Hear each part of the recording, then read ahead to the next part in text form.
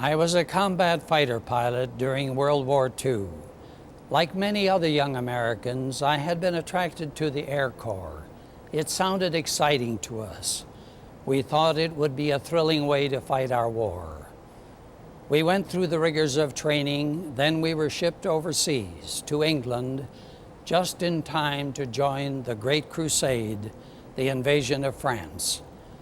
It wasn't long before the reality of our situation hit us. We were thrown into battle. We were killing enemy soldiers in large numbers. We were watching our friends die in a variety of violent ways. Home seemed so far away. We wondered if we would ever see it again. Now here is the conclusion of a very personal story of World War II, a fighter pilot's story. Let me try to describe some of the details of what a combat mission was like. First, 9th Air Force Headquarters would select a target and communicate the details down to our group or squadron. The pilots who were assigned to go on this mission would assemble in the briefing tent, and whoever would be leading the mission would stand up before a large map and brief us on all the details of the target, how we would attack it, what opposition to expect, weather conditions over the target area, and so forth. We all listened intently. At the end of the briefing, we would synchronize our watches.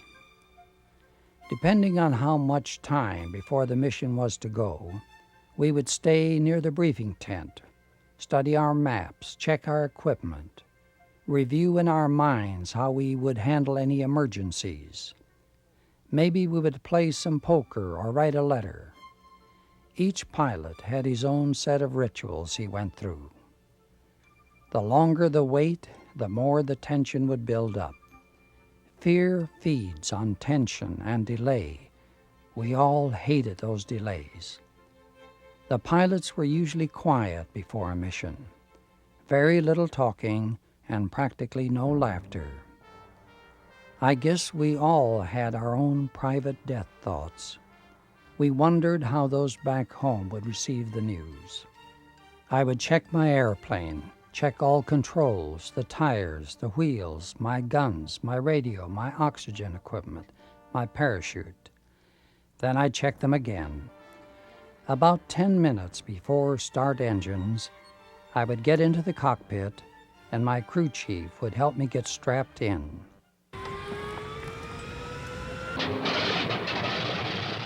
When the second hand on our watch hit the start engines time, the powerful engines of the Thunderbolts kicked into life. The accumulated roar was deafening. Dust was everywhere. Then the planes would start taxiing out in their prearranged takeoff order. Because the nose of the plane was so big, we had to weave so we could see what was in front of us. As soon as we moved into position on the runway, we revved up our motors to clear them, checked our controls, instrument readings, locked the tail wheel into position, waved to our element leader or wingman, and pushed the throttle forward. No matter how many times we had done it, it was always an exciting and frightening moment. When we had all assembled in formation, we headed for the target. As we approached the target area, we all started looking for the target we were assigned to destroy. When the lead pilot was in the right position to start his attack, he would call out our squadron code name, which was Fox Hunt, Red Leader, Tally-Ho, and he would roll over and start his dive, always keeping the target in view. A flight of 4 planes always flew top cover to protect against enemy fighters. We were very vulnerable during the attack procedure. During all of this, we were almost always being shot at by German flak. As we pulled off the target, we poured the power to it to get some altitude as soon as possible. We looked back to see where our bombs had hit. We tried to spot the flak guns. We looked for our friends, any losses, any parachutes. Sometimes we'd go back in to strafe the target area, especially flak guns, a dangerous calling. Then we would try to reassemble the formation and head for other targets or for home. Sometimes we would be low on gas, watching for the red warning light to come on. When it came on, we knew we had a maximum of 20 minutes to get on the ground. If someone had hung bombs, this was a problem. You burned more gas carrying the extra weight. Plus, you faced the danger that the bombs might drop off on landing and explode. That's what happened to this plane. This happened on our field to one of our pilots. Amazingly, though he had a serious head injury, he survived. If someone had battle damage, they usually landed last. Couldn't run the risk of messing up the runway for the others if he crashed. It was understood. Your greatest danger in a landing like this was that your plane would explode or dig a wing into the ground and cartwheel. We would taxi to our revetment area. Our crew chief would direct us into position, and we would cut the engines and turn off all switches.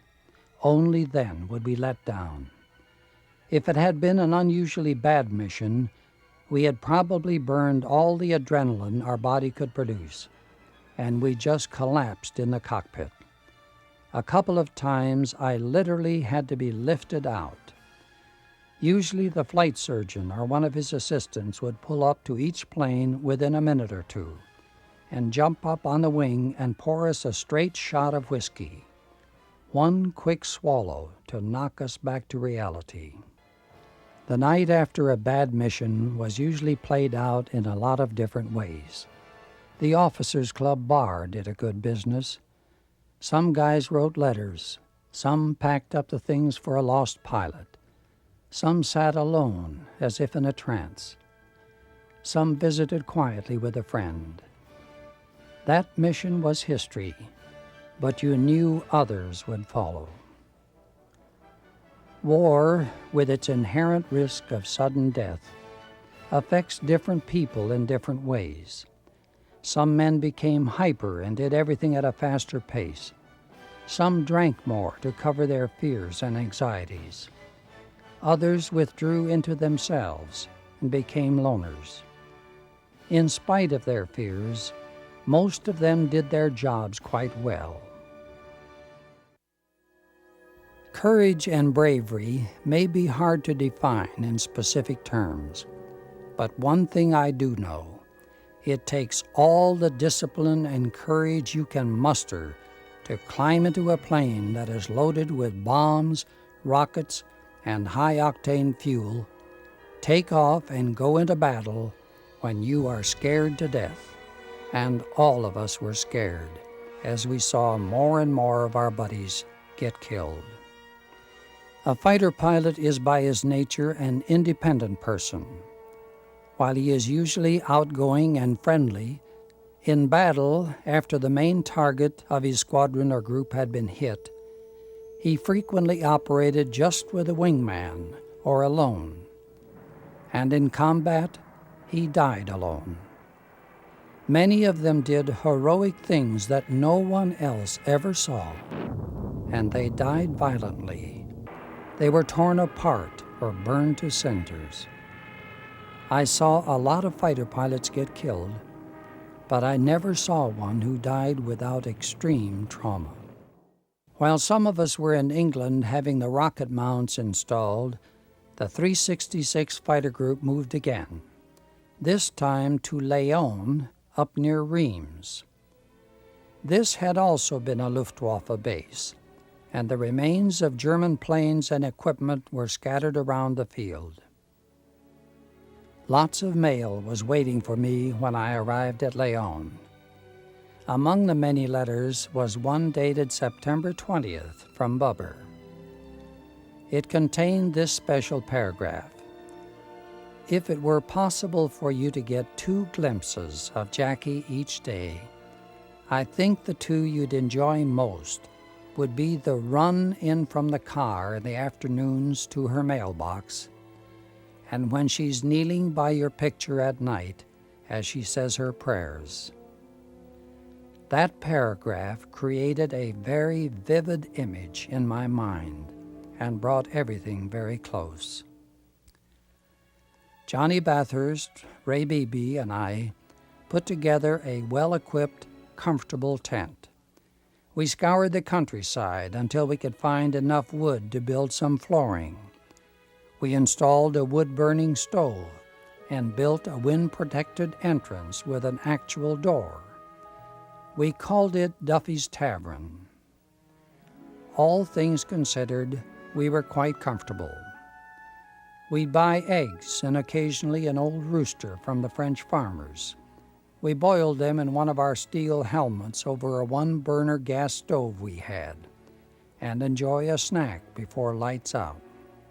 One day I paid a visit to the camp of some French partisans who had harassed and fought the Germans behind the lines during the occupation of France. They were a rough and ready group of men. They told me some fascinating stories of sabotage they had carried out and killing of Germans they had done. This was our officers' club at Laon. 6 weeks before, German fighter pilots had used this same building for the same purpose.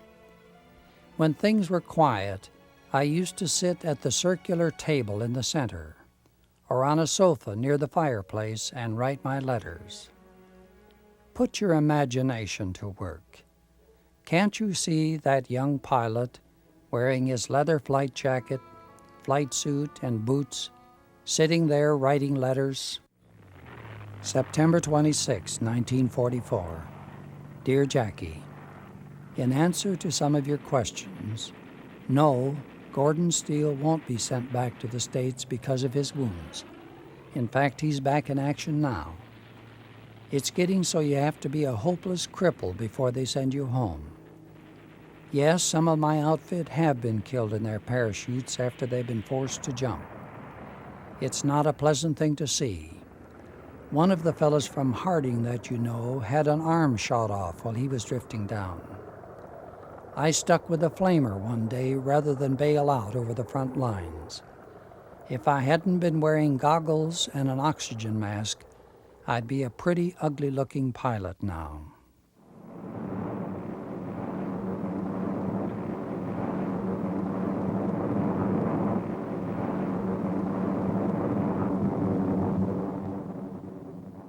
October 19, 1944. I hear the heavy bombers going over as I write this. This means some part of Germany is going to catch hell tonight, but it also means that some of those boys up above are going to die soon. You can't picture what these things are like by just reading the newspapers. You've got to see it and live it to realize just what is happening in the flak-filled skies over Germany. If I come through the war in one piece, I'll always be glad I was able to handle one of the tough jobs. It was around this time that I was promoted to first lieutenant. October 27, 1944. Appears that no one is getting mail from their men overseas. Makes me feel some better about the situation. Misery loves company.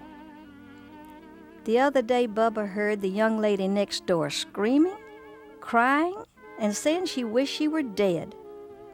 Today we found out what the trouble was. No mail. We had already figured out that she had gotten a telegram from the War Department. When I don't hear from you, or when I get to feeling unusually lonely, I get off to myself and have my little cry. No one knows about it, much less the whole neighborhood. Bet the whole block will hear me when you walk in, though. Some of our worst times were spent at Laon. The rapid advances of our troops had been stopped, and a new period of slugging it out began. The weather had turned bad. We had many rainy, cold days. Flying a fighter in such weather was dangerous without having to fight a war. The missions we were flying were getting tougher and tougher. As the Germans had retreated, they had pulled their flak guns back with them, so now they had a higher concentration of guns in the areas we were attacking. We were losing more pilots. On October 26th, Ray Beebe from Duffy's Tavern was killed as he started into his dive bombing run. Ray and I had been together since the start of training, so his loss was hard to take.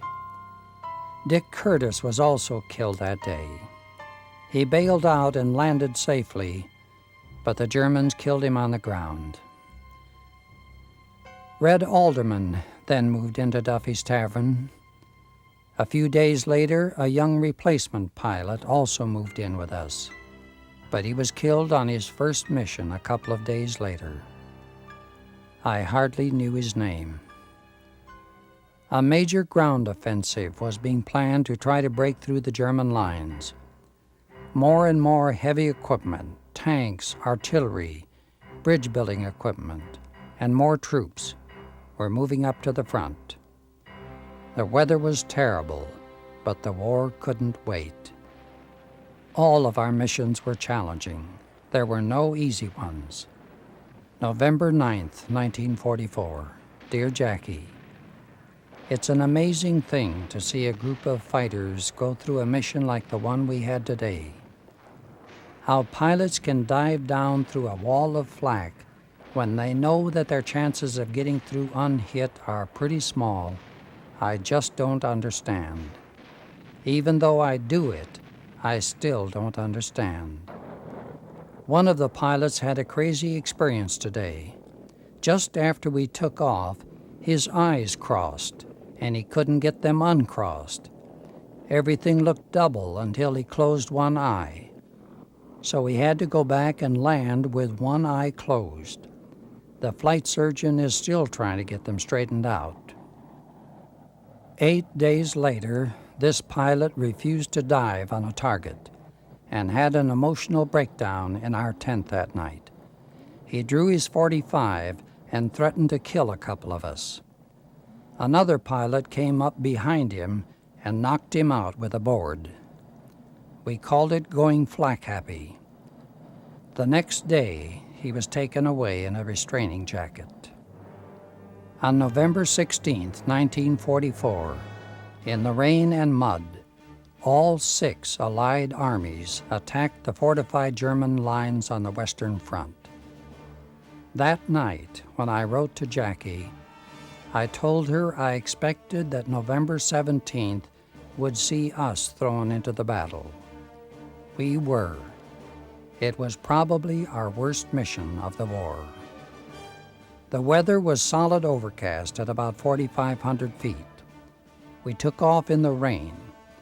Our job was to knock out German artillery positions and tanks right in front of our attacking infantry. We had to come in under the overcast, and it gave the German flak gunners a field day.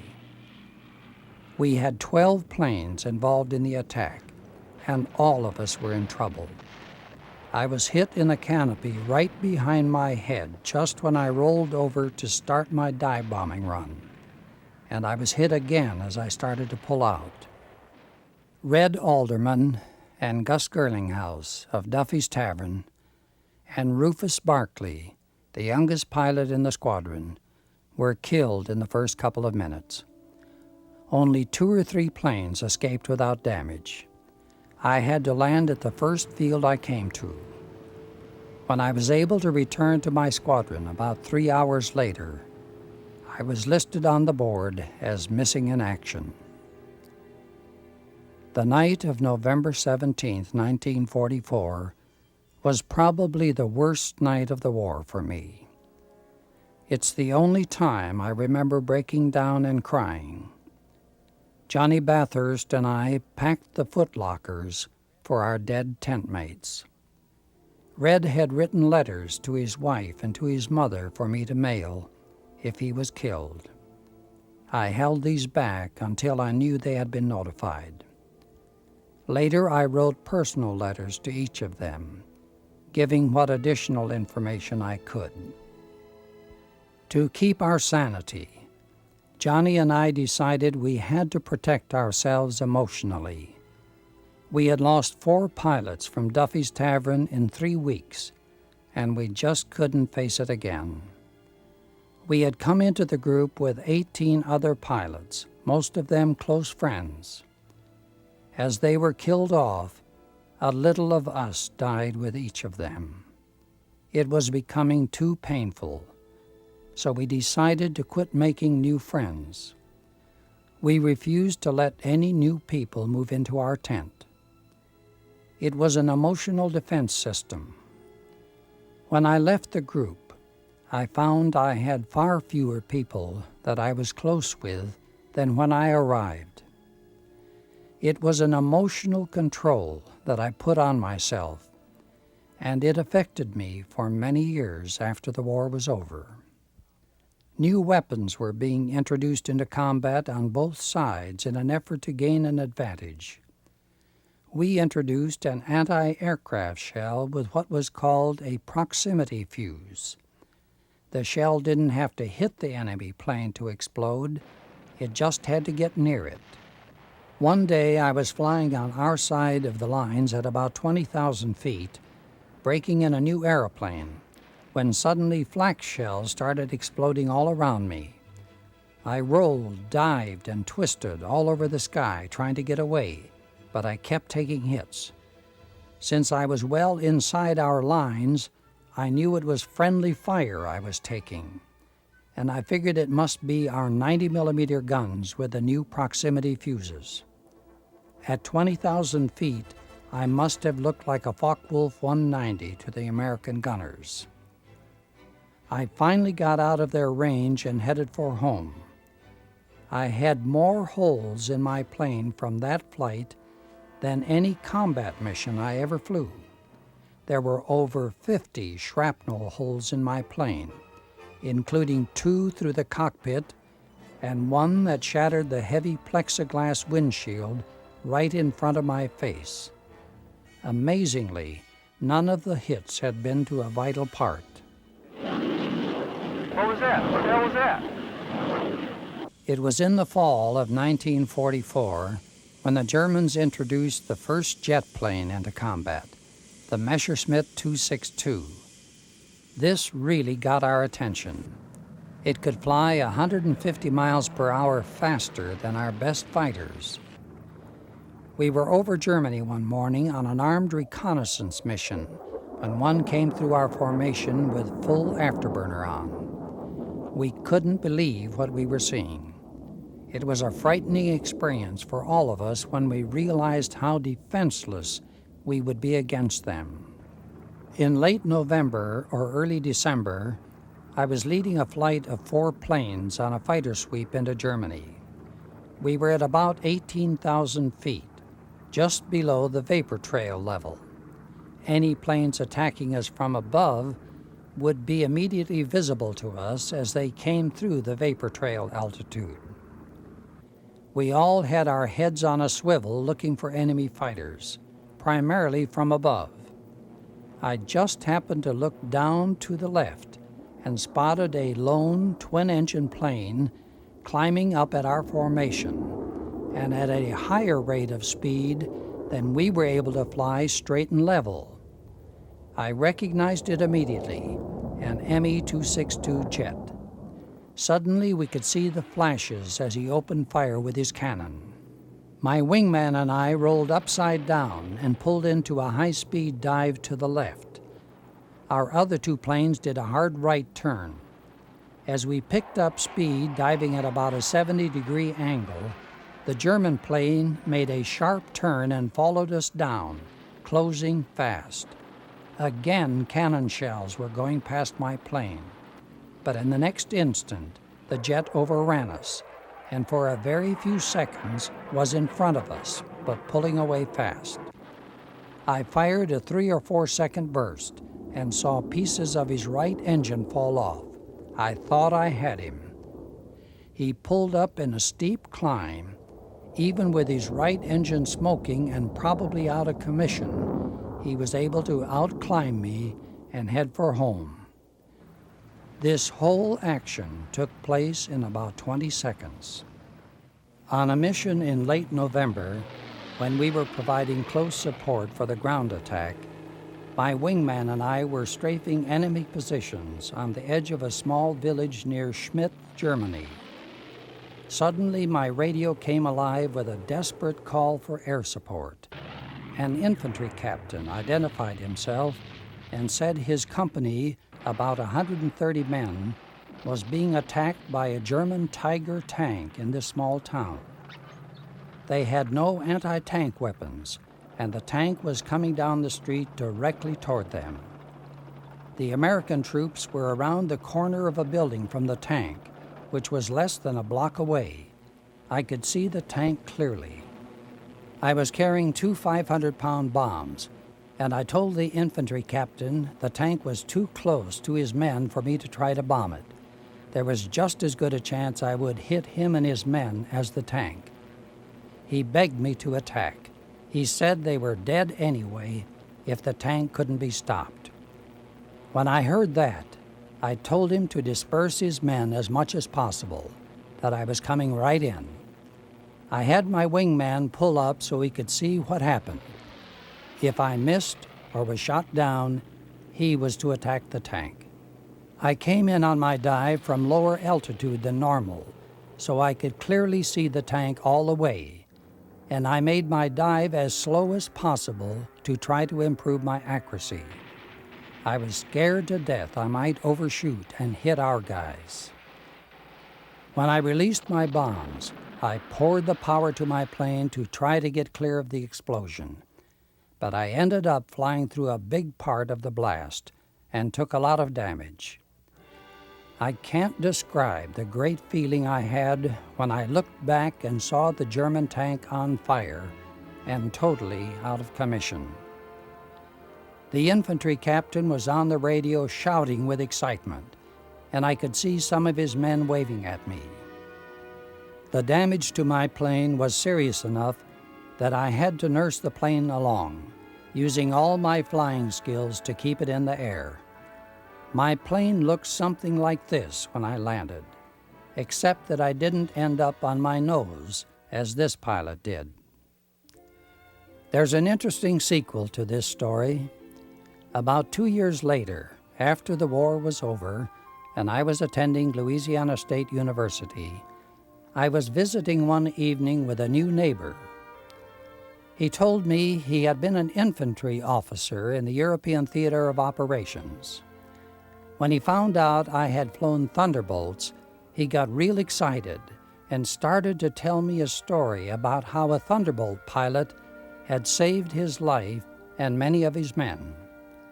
When he got about halfway through the story, I interrupted him and finished the story for him. By an unbelievable combination of circumstances, the infantry captain and the Thunderbolt pilot, who had shared a dramatic and emotional moment in their war, had now come together face to face. As we discussed that day, we both came close to crying. The war ground on without mercy. The weather was terrible. It was cold, rainy, windy. Sleet frequently hampered operations. The snow started earlier than usual that year, and it turned out that the winter along the Western Front was the worst in 20 years. The pilots of the 391st were hanging on, but it was a very rough time for all of us. Fatigue and emotional strain were our constant companions.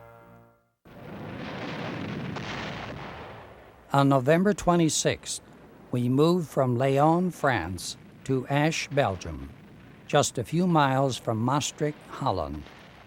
Once again, we were close enough to the front lines to hear the roar of the guns. We were so close to the Germans that now we always kept 2 pilots with their planes warmed up at the end of the runway in case of an attack by German planes. Johnny took this picture of me one day when we were assigned to runway alert. When we weren't flying, we were able to requisition a Jeep and get a closer look at the surrounding area. This picture was taken in Maastricht, Holland, where we spent an interesting day visiting with the Dutch people about what it was like during the German occupation. Out in the rural areas of Holland, we found that the windmills and wooden shoes we had always heard about were facts of life. For a few hours, we felt like tourists rather than soldiers. As we stood among the dragon's teeth of the Siegfried line that ran along the entire length of the German border, we felt like victors. These barriers, which we had seen so often from the air, were designed to force attacking tanks to use specific roads that could be zeroed in by strong units of German artillery.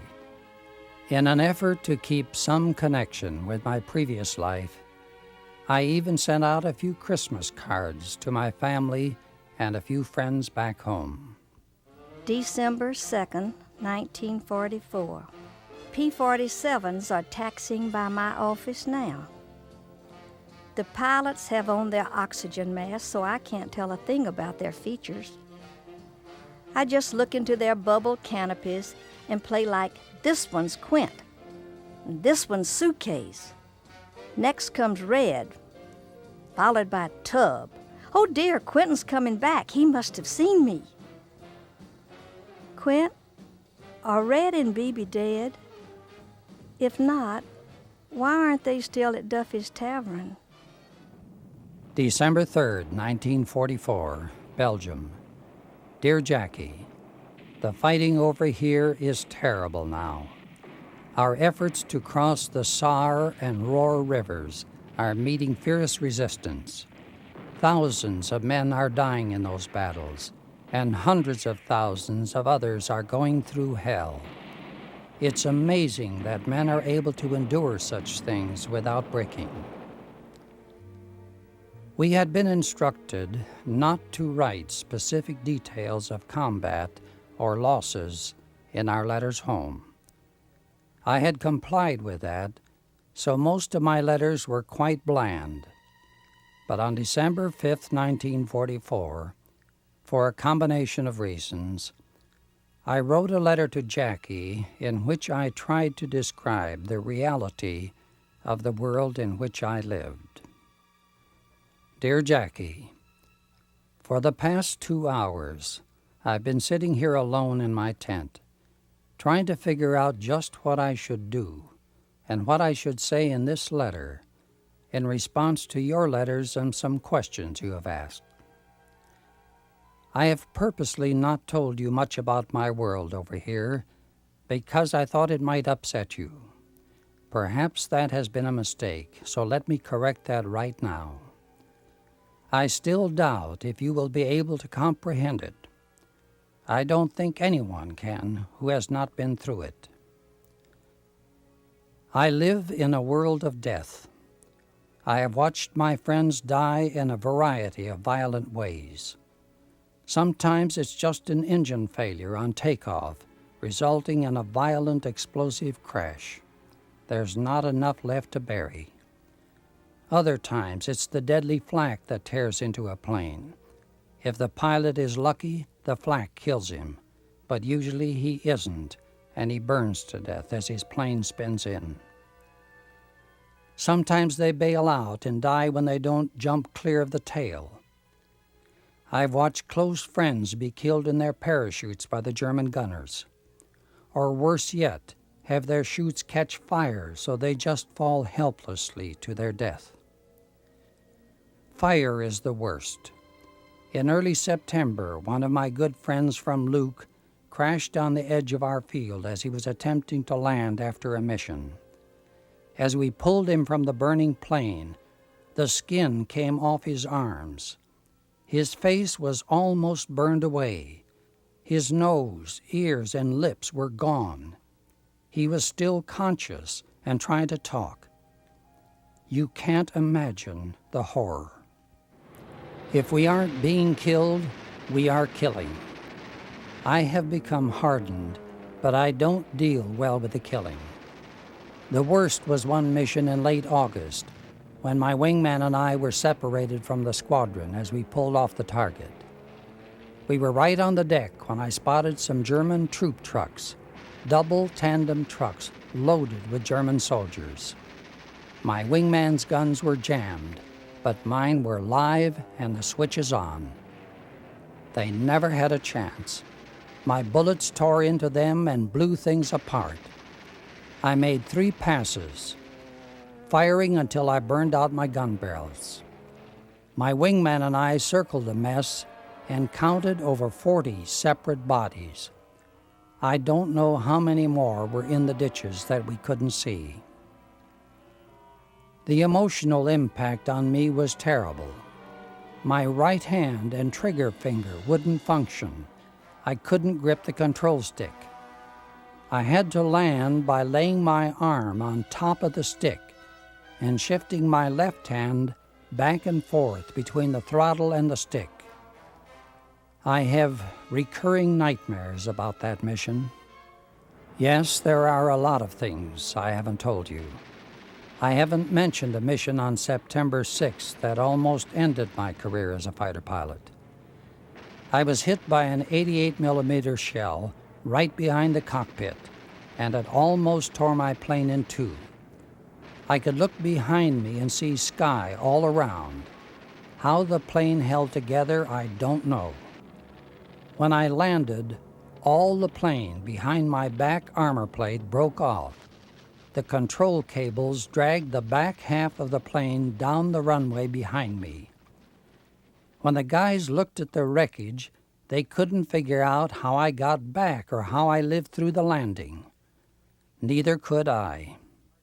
3 weeks ago, one of my Harding Field friends, you met him and his wife once, crashed a few miles from our field when we were trying to get back from a mission.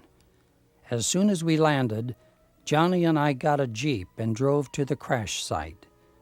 We shouldn't have. He was so crushed we couldn't find much of him. His head was torn off and was laying near the wreckage. We didn't know what to do. We didn't want to leave it there because a couple of dogs were sniffing around it. As I said earlier, we live in a world of death. All of us are hanging on as best we can. When we get 2 or 3 days leave, which has only happened 3 times since I've been here, we try every way we can to forget the war. We try, but we can't. A lot of the fellows get roaring drunk, but I'm just not a drinker. So far, I have done my duty in this war. I have never aborted a mission or failed to dive on the target, no matter how intense the flak. I have lived for my dreams for the future, but like everything else around me, my dreams are dying too. In spite of everything, I may live through this war and return to Baton Rouge. But I am not the same person you said goodbye to on May 3rd. No one could go through this and not change. We are all casualties. In the meantime, we just go on. Some way, somehow, this will all have an ending. Whatever it is, I am ready for it. After holding this letter for several days, I decided not to mail it. While doing research for this project, I found it in one of the stacks of letters I had received from Jackie and brought home with me from overseas. We were all starting to show the strain of combat. The picture on the left was taken when I was in flying school. The one on the right was taken after I had been in combat 7 months. We felt as if time was running out for us. Another new and frightening weapon appeared on the scene. One day we were flying up into Germany at about 10,000 feet when suddenly we spotted the launching of a V-2 rocket about 20 miles ahead of us. It started almost straight up, then arched over toward the west as it continued to climb, leaving a trail of smoke and vapor behind as it climbed out of sight. These rockets climbed to an altitude of 50 miles and flew at a speed of 3,400 miles per hour. Over 1,200 of them hit London before the war was over.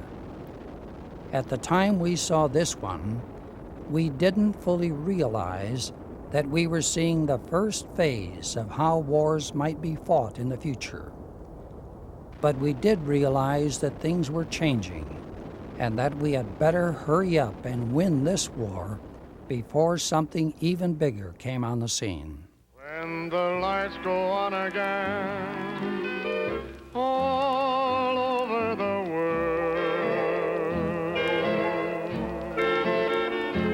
and the boys are home again, all over the world,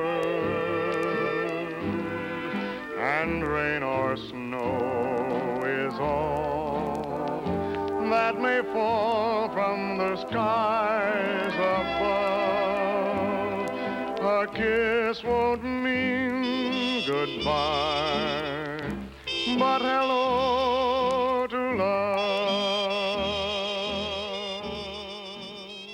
My good buddy Johnny Bathurst and I were scheduled for 3 days' leave in Paris around the middle of December.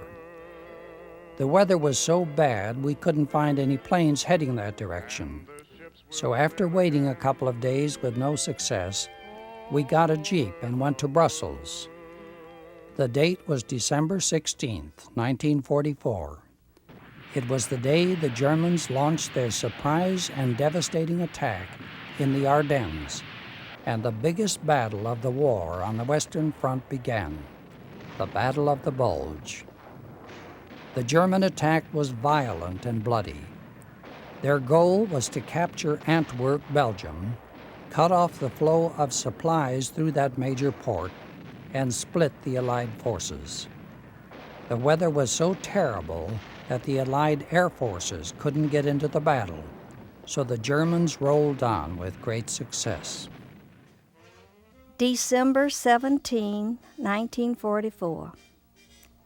This afternoon, we received the awful news that the Germans had counterattacked and were crying that they would be in Paris by Christmas. That last part I don't believe. The first part makes me feel sick. As the family agreed at supper tonight, the war is really coming home to our family these days. After a couple of days in Brussels, Johnny and I headed back to our squadron. Our field was located on the north side of the Bulge, and the Germans' northern flank was pushing our way. The terrible winter weather continued. We were fogged in or snowed in for almost a week. We tried to get a few planes into the air without much success. Our airfield was located on the north side of the Bulge between the cities of Liège and Aachen. By December 24th, the Germans had advanced about 40 miles, and the outlook for the Allies was very grim. I was waiting by my plane for the weather to clear enough for us to take off on a mission when the squadron's operation officer pulled up in a Jeep and told me a telex had come in ordering me to report to the headquarters of the 7th Army Corps for an important assignment. A staff car was being sent from headquarters to pick me up. I left within a matter of hours. The next day, Christmas Day, the weather cleared and the 366 Fighter Group took to the air. That day, both of the planes I flew, Rebel Jack and my new plane, Rebel Jack II, were shot down, and both pilots were killed. Again, I had dodged a bullet. Lieutenant Johnson was flying Rebel Jack I when it was shot down. My new assignment was to coordinate and direct the close support of the fighter bombers in front of the 7th Army Corps. The battlefront was so fluid that we were constantly on the move. For one period of about 36 hours, my radio man and I, in a jeep, were trapped behind the German lines. That night, in a beautiful snow-covered valley in the Ardennes forest, with fighting going on all around us, we moved into a picturesque cottage to keep from freezing. The Germans had left only a few hours earlier. The coals in the stove were still providing a little heat. That night I slept in a bed that the night before a German soldier had slept in. The next day, we worked our way back to our lines, but not without being shot at by German riflemen. The city of Liège, Belgium, on the Meuse River, was my next stop. I was there for 2 or 3 days while we were trying to work out the details for the close fighter support in front of the 7th Army Corps. The Germans were firing V-1 flying bombs at the city, so sleep was hard to come by. We would hear the sputtering sound of the engine as they came in. When the engine stopped, the bomb would drop and explode within a matter of a few seconds. We had 2 bombs land so close the first night that we were lucky not to be injured. I spent New Year's Eve, 1944, at a party in a sub-basement nightclub in Liège. We could hear the V-1s exploding throughout the night, but except for a direct hit, we were probably at the safest place in the city.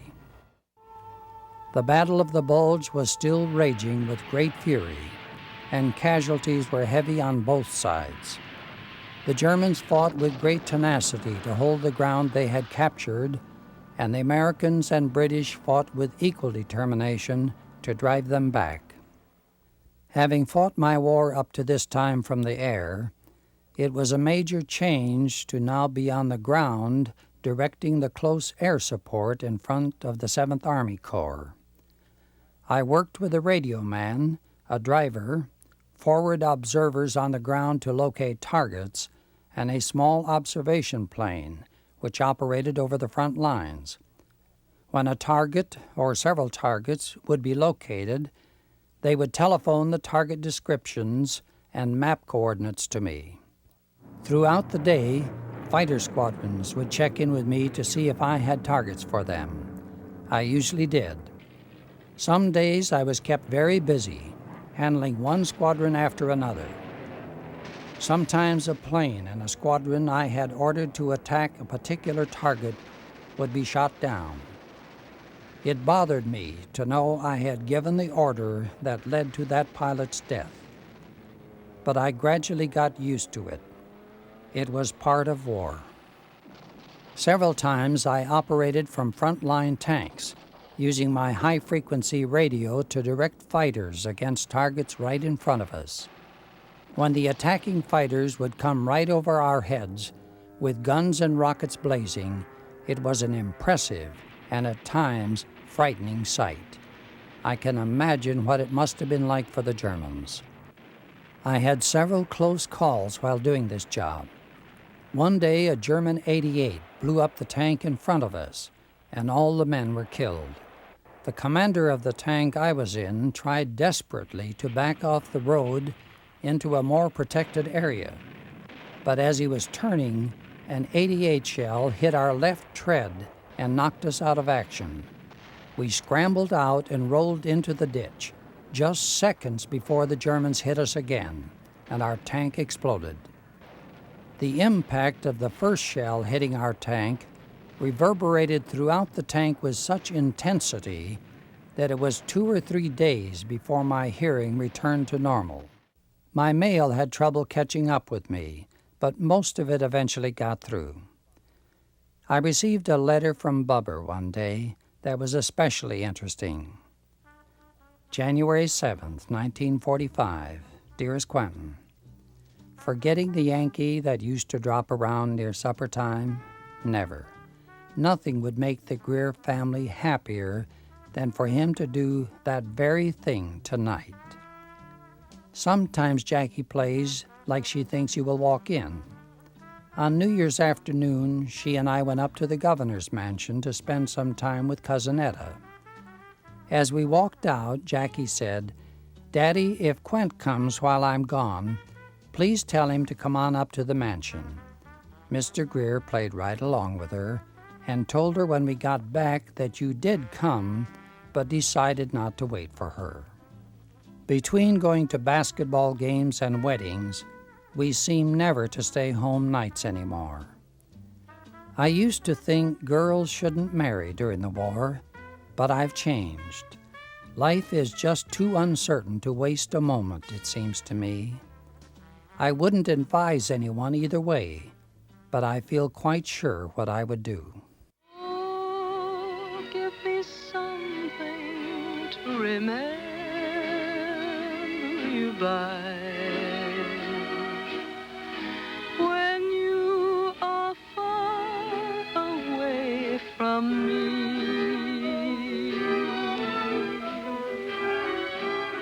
Some little something meaning love cannot die. January 16, 1945. In the newsreel, I saw a P-47 shooting rockets. Very fascinating. When I see things like that on the screen, I like to pretend my pilot is in the plane. Who knows? Maybe you were in the very plane that filled the screen with that bright light and then nosed straight up so fast that it took my breath away. The Battle of the Bulge was now officially over. It had been a brutal and bloody affair. It was the biggest single battle fought on the Western Front. 20,000 American boys had been killed, and 80,000 had been wounded or captured during those 45 days. Jackie's life was going through some changes about this time. Harding Field was being closed, and she was being transferred to an air base at Brownsville, Texas. January 24, 1945. Everything is so dead around Harding Field now that the base is closing. All the planes left today. It made us all so sad. I felt kind of like I did the day you left. Colonel Schaffer stood on the balcony of the control tower and saluted each pilot as he taxied by. They left in formations of 5, and each group buzzed the field. Never in my life do I want to see another buzz job like one boy did. We all thought for sure he'd hit the ground. Quint, don't you ever get that close. I didn't have the heart to tell her that I spent a lot of my combat time at those low levels. On January 23, 1945, I was promoted to captain. When I got the news, I was back visiting my old squadron in Belgium. That night in the officers' club, there was a wild party going on. Because no one else who had ranked with me previously was promoted, I didn't put my captain's bars on until I left to go back to Corps headquarters. There was no let-up in the fighting. It was dirty, muddy, miserable. I was so close to the lines that I saw the horrible wounds that many of the men were suffering. Head wounds were the worst. Sometimes the brain was actually exposed. I stood by the bodies of guys who had died just an hour or two before. During those moments, I always thought of the family back home. A mother and father, a wife, who didn't know that the worst had happened. And now the first wheels had been set in motion that would soon generate that dreaded telegram. The War Department regrets to inform you that your son has been killed in action in Germany. I continued to call my fighters in to attack targets right in front of our positions. The world seemed to be exploding. It felt as if I had a ringside seat on the edge of hell. February 3rd, 1945. Dear Jackie, 8 months of combat are now behind me. I've fought and killed not only because it is my job, but also because my hope for happiness lies beyond this horror. I've gambled my life 100 times so that my sons won't have to go through the same thing, to do the things I've had to do, to experience the loneliness of being away from those they love. Our armies continued to gain ground, and soon we were up to the edge of the Roar River near the town of Tavern, with the entrenched Germans dug in on the other side. We moved our headquarters into a heavily damaged castle that had been built in the Middle Ages. It was surrounded by a moat, and the 2 entrances to the castle could be closed off by cranking up the heavy timber doors that acted as a bridge over the moat when in the down position. My radio equipment was set up in the great hall of the castle. I tried to visualize the knights of old who had walked up these stairs and into the great hall with clanking armor and heavy swords. I tried to picture the elaborate banquets and celebrations that had taken place hundreds of years ago in that room. Now we were the intruders, who, with our modern weapons and equipment, would disturb the dusty tranquility of 100 generations of history. Preparations were underway at a furious pace for the 8th Infantry Division, supported by combat engineers and close air support, to force a crossing of the Roar River at Tavern. For several days before the attack, I called in fighter squadrons to attack enemy strongpoints in our front. It was tense, nerve-wracking work, and each night I was exhausted. One night, after darkness had ended air operations, I was sitting at my map-covered table, surrounded by radio and telephone equipment, when my telephone rang. It was a call from my radio truck, which was parked about 100 yards from the castle. The sergeant said, "Captain, we're picking up some great American music from London, and we thought you might like to hear what's first on the hit parade. We'll patch it into you." The first song they played was one I had never heard. It was Bing Crosby with the Andrews Sisters singing "Don't Fence Me In." Saddle, my old saddle underneath the western sky. On my cayuse, let me wander over yonder till I see the mountains rise. I want to ride to the ridge. As I listened to the music from home, I realized how out of touch I was with things unrelated to the war. The Battle of the Roar River Crossing began on February 23rd. Just before 3 a.m., we climbed up the worn stone stairs to the top ramparts of the castle. At exactly 3 a.m., a bright signal flare was fired, and hundreds of American artillery guns opened up a devastating barrage on the German defensive positions. It was the most spectacular display of firepower I saw during the entire war. We were about 2 miles away. The noise was so great you couldn't talk to someone standing right beside you. The light was so bright you could read a newspaper.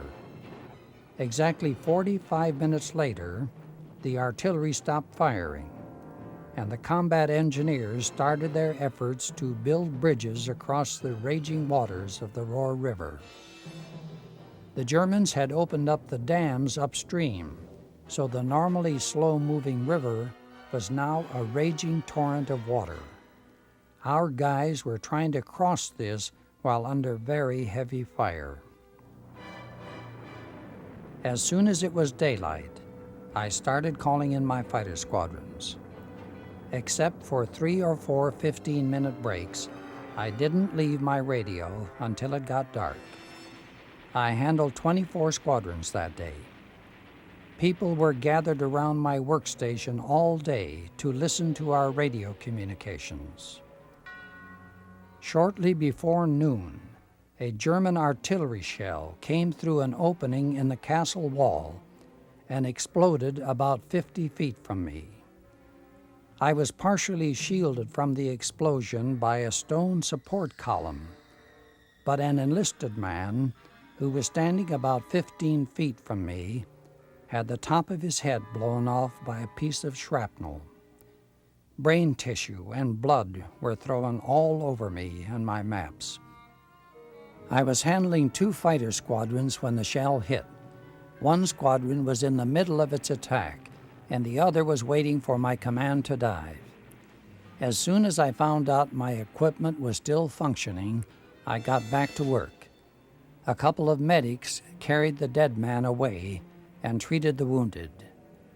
They cleaned the blood and brain tissue off my leather flight jacket and out of my hair. As they wiped off my maps and equipment, I remember being surprised at how pink and fluffy brain tissue looked. It seemed to float in the air. I thought the day would never end. When things finally got quiet, I crawled into my cot, which was in a corner just a few yards away, and even with the roar of the guns continuing throughout the night, I slept the sleep of the dead. After a day of bloody fighting, the roar was crossed. The story about the battle appeared in War Week newspaper. I felt a sense of pride at having been so involved in the battle. February 24th, 1945, Germany. Dear Jackie, the noise of the big guns is terrific tonight as the Western Front offensive flames on.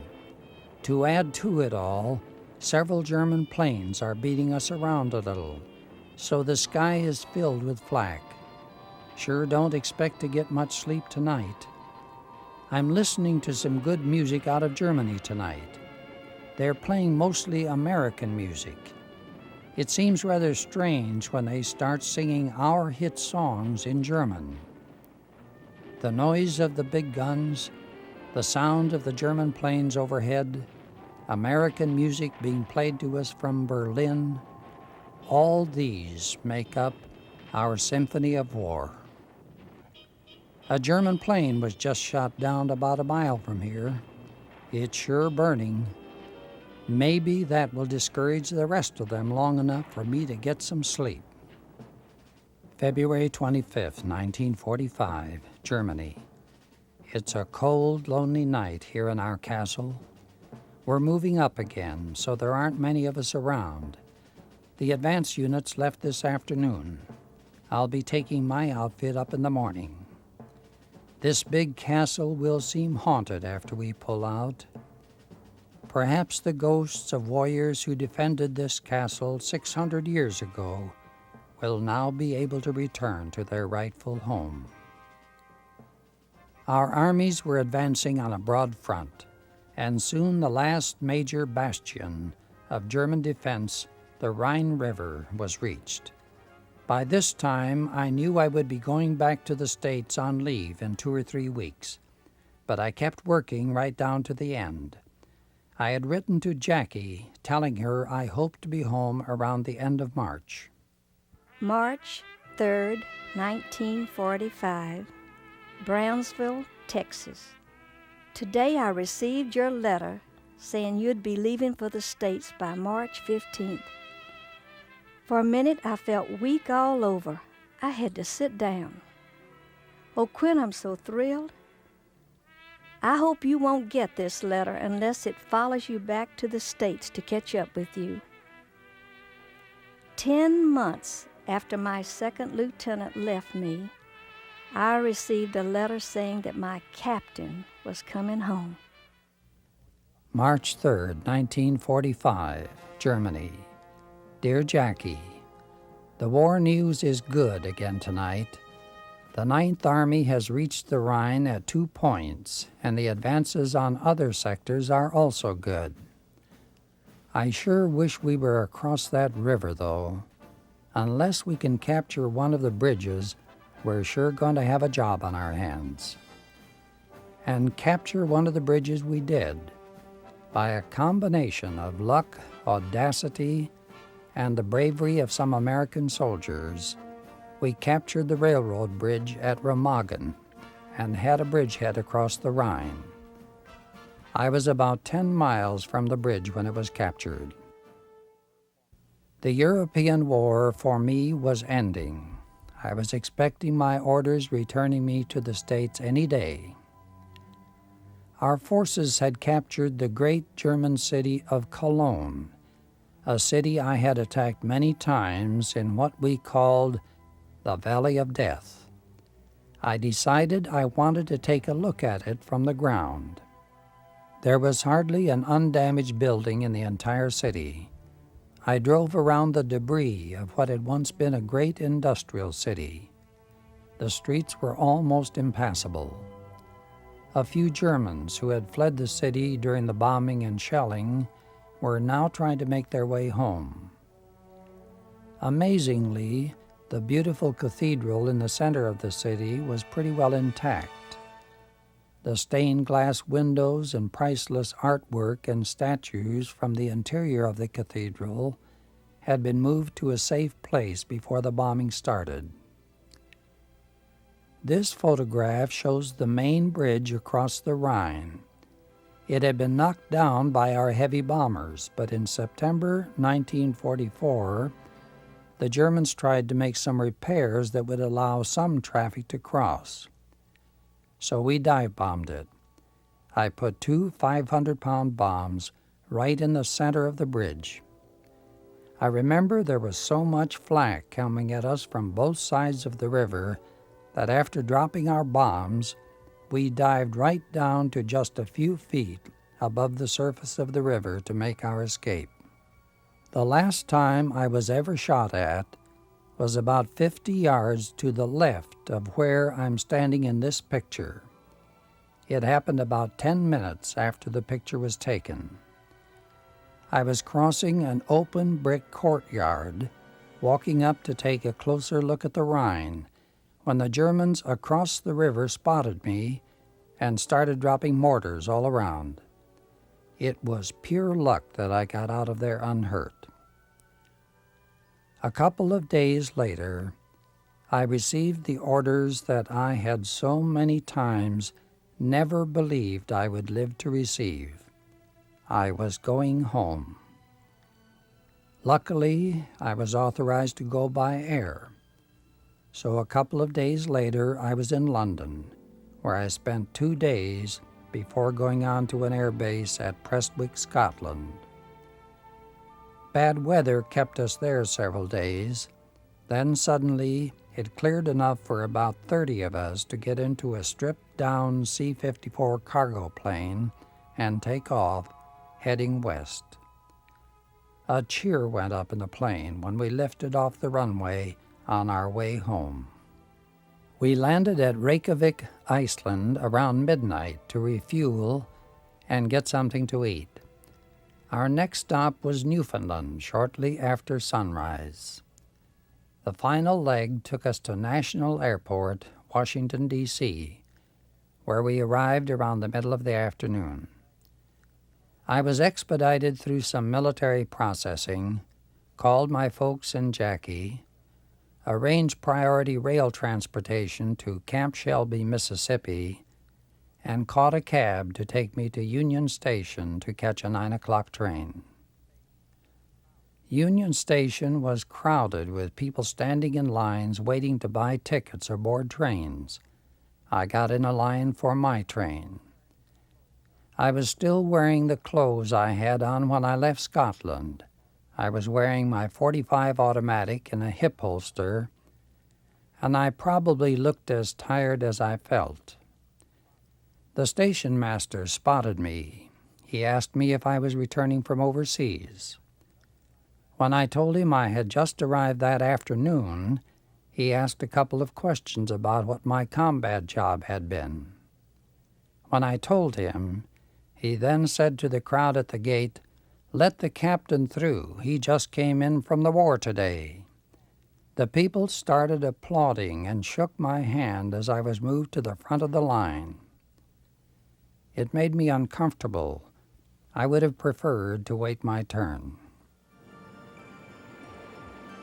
During the long flight from Scotland and the 48-hour train and bus ride to Baton Rouge, I found myself unable to leave the war behind me. I relived certain missions and events. I thought of all the friends and squadron mates who had died and how violently they had died. I almost felt guilty being alive. Loud noises caused my muscles to tense. It was as if I was still sensing danger all around me. By the time I got to Baton Rouge, fortunately, some of the tension was leaving me.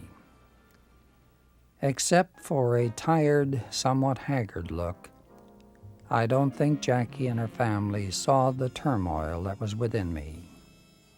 The war was still an ongoing fact of life. I fully expected to be back in combat when my 45 days of leave were over, either against the Germans or the Japanese. So the question of marriage was a serious one for Jackie and me to consider. She could end up being a widow in a few months. In spite of this, we decided to get married. We would share whatever life remained. On April 17, 1945, with my good friend and combat squadron mate Suitcase Simpson as my best man, I was married to my Southern sweetheart, Jacqueline Greer. For me, it was even more than getting married. It was the beginning of the healing process from the emotional wounds of war. We spent several happy days in New Orleans. We walked through the French Quarter, went to good restaurants, and just enjoyed being together. Then we went up to Minnesota to spend the balance of my leave.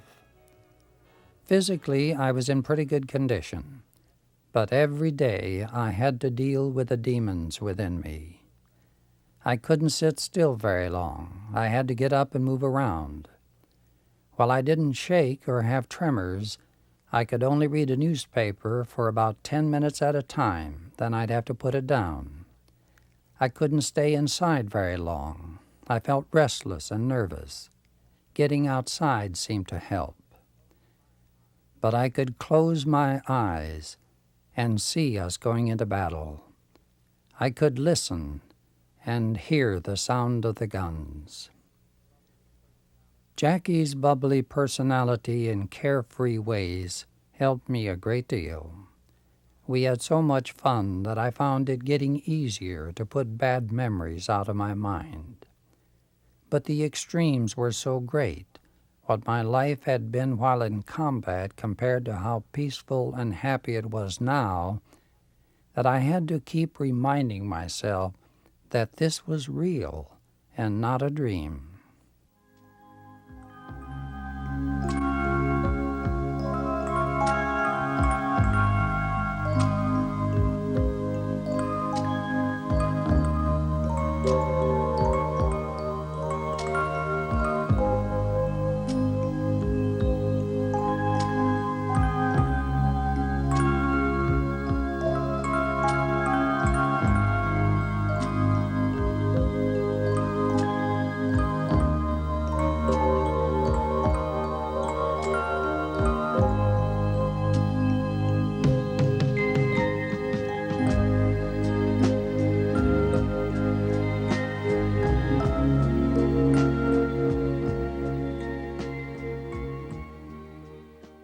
When I was growing up on the farm, I had thoroughly enjoyed hunting. One day during my leave, I picked up my gun and went out to kill some gophers that were digging up the fields. I shot one, and as it rolled around the ground in its death throes, something snapped inside me. It seemed to be the final straw. I unloaded the gun, took it home, and put it away. It was as if a circuit breaker had kicked out. I had killed so much during the past year that I could kill no more, not even a gopher. I never hunted again.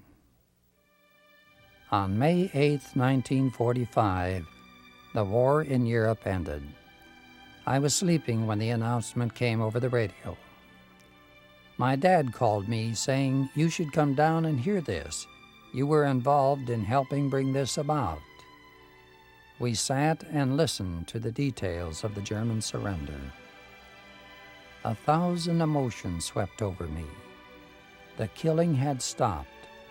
No more young men would die in Europe. My leave was coming to an end.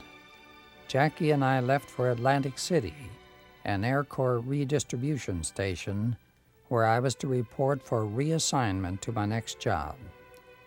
My current orders would return me to Germany, but that seemed unlikely now. It seemed more likely that I would be assigned to a fighter squadron in the Pacific. Much as I would have hated that, I was fully prepared to go. But I got lucky. I was assigned to stay right there in Atlantic City to lecture on combat tactics to fighter pilots being sent to the Pacific. Then everything suddenly changed. The atomic bomb was dropped on Japan, and within a few days, Japan surrendered. We celebrated VJ Day on the boardwalk in Atlantic City. It was hard to realize that our long ordeal was over. So let's tell the world about it now. Happy days are here again. Your cares and troubles are gone.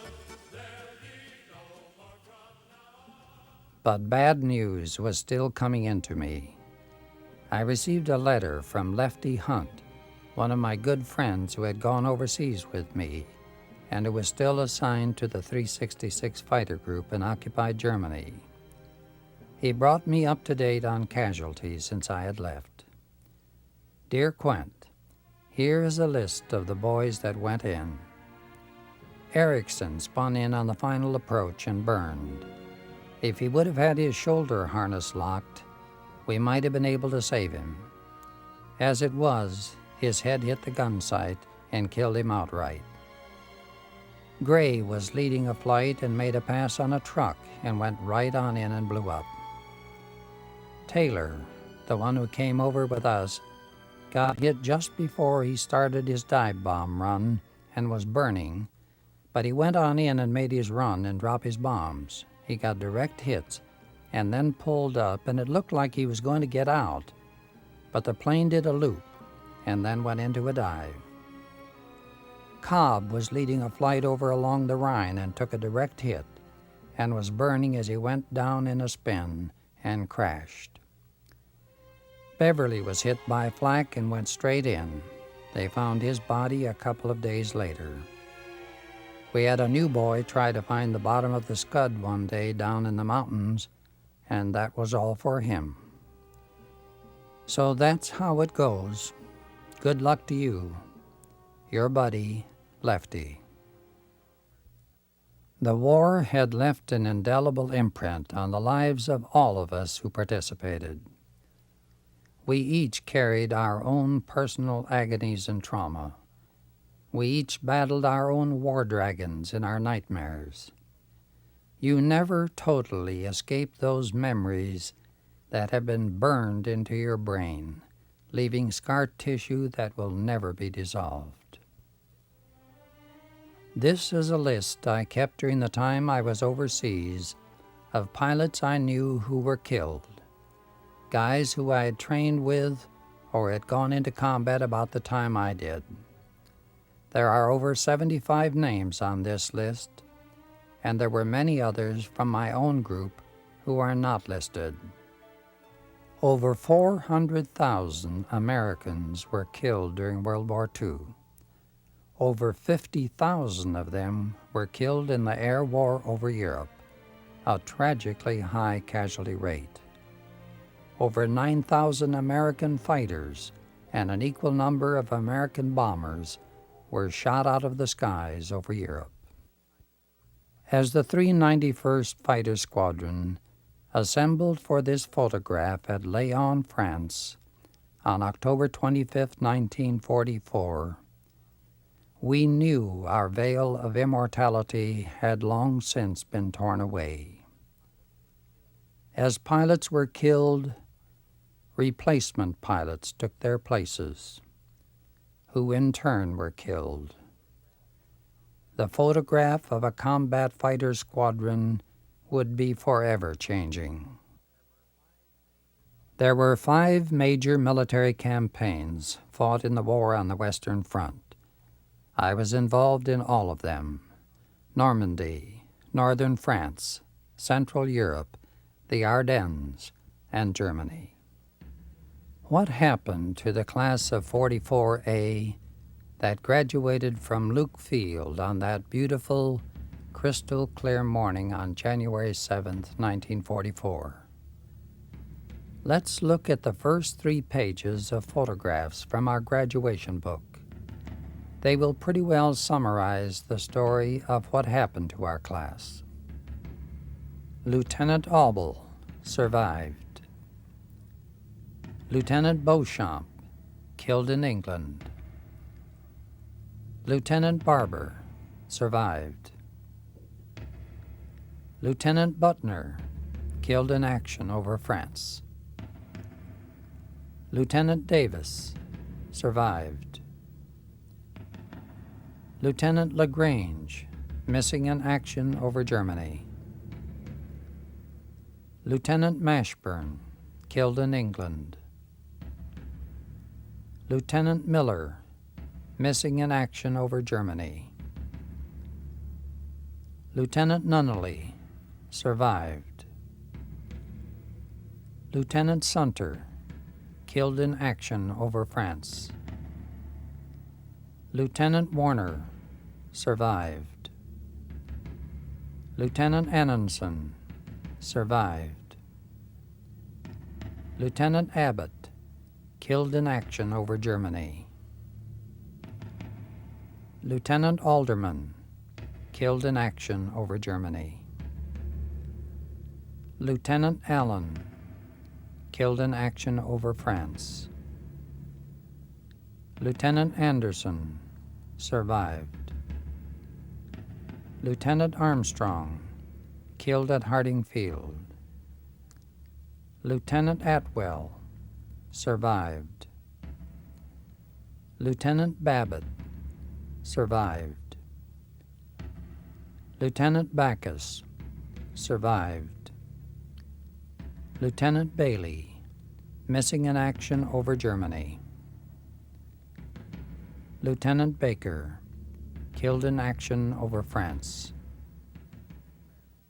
Only rarely now, in my dreams or nightmares, do I revert to those days of death and despair that took place so long ago. I see the faces of my buddies who were killed. I see them as they were.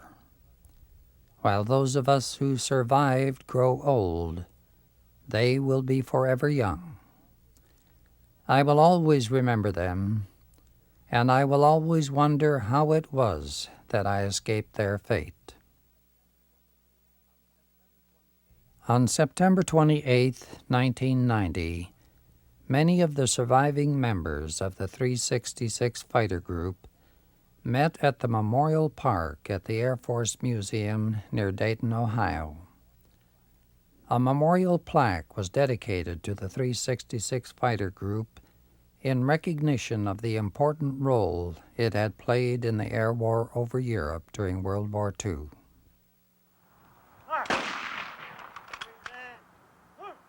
As the ceremony was drawing to a close, an honor guard fired a 3-volley salute, and the beautiful sound of taps echoed throughout the park. It was an appropriate final tribute To the boys of the 366 Fighter Group, both living and dead, who had fought their battles in the bloody skies over Europe.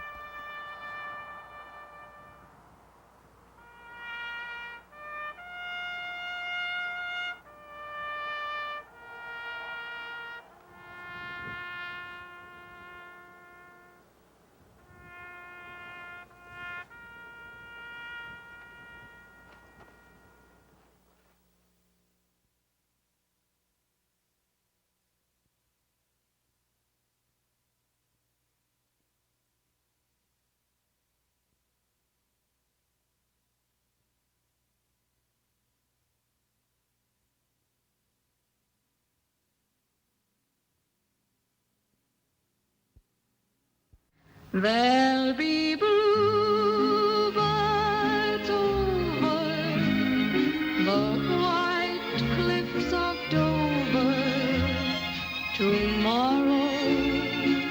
Just you wait and see. There'll be love and laughter and peace ever after. Tomorrow, when the world is free, the shepherd will tend his sheep, the valley will bloom again, and Jimmy will go to sleep. To order a video cassette of a fighter pilot's story, call Video Finders at 1-800-343-4727 or write to Video Finders, 4401 Sunset Boulevard, Los Angeles, California, 90027. Just you wait and see.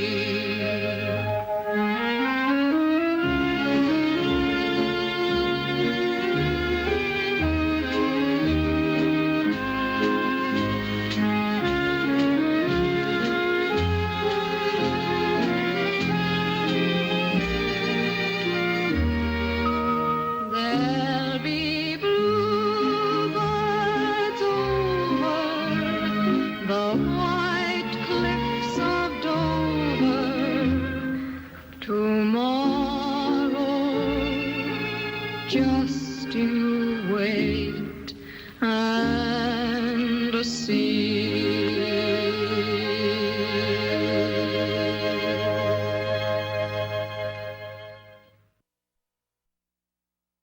On the occasion of the 50th anniversary of the landings in Normandy, in an effort to warmly thank the U.S. Air Force and the United States of America, and to reward one of the brave fighter pilots in the European theater of operations, President François Mitterrand appointed Quentin C. Aanenson commander of the French Legion of Honor on July 14, 1994.